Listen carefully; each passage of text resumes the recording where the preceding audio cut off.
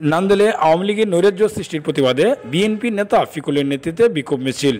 ময়মনসিংহের নান্দেলে আওয়ামী লীগের নৈরাজ্য সৃষ্টি ও ষড়যন্ত্রের প্রতিবাদে ময়মনসিংহ উত্তর জেলা বিএনপির আহ্বায়ক কমিটির সদস্য, নান্দেল পৌরসভার সাবেক মেয়র ও পৌর বিএনপির সাবেক সভাপতি AFM আজিজুল ইসলাম পিকুলের নেতৃত্বে বিক্ষোভ মিছিল ও প্রতিবাদ সমাবেশ অনুষ্ঠিত হয়েছে। বুধবার 5 ফেব্রুয়ারি সাবেক ব্রিগেডিয়ার জেনারেল শামসুল ইসলাম শামস সূর্যের নির্দেশনায় উক্ত বিক্ষোভ মিছিলটি উপজেলা সদরের প্রধান সড়ক প্রদক্ষিণ শেষে পুরাতন বাসস্ট্যান্ডে প্রতিবাদ সমাবেশে মিলিত হয়।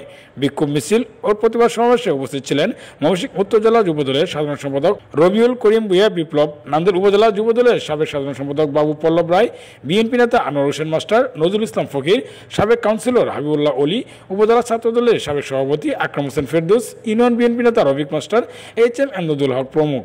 এ সময় নান্দেল উপজেলা বিএনপি, পৌর বিএনপি ও অঙ্গ সহযোগী সংগঠনের বিপুল সংখ্যক নেতাকর্মী ও বিএনপি সমর্থিত সাধারণ জনগণ উপস্থিত ছিলেন। প্রতিবাদ সমাবেশে বিএনপি নেতা AFM আজিজুল ইসলাম পিকুল বলেন, গত 5 আগস্ট ফ্যাসিস্ট আওয়ামী লীগ সরকার ক্ষমতাচ্যুত হয়ে পালিয়ে গেছেন শেখ হাসিনা।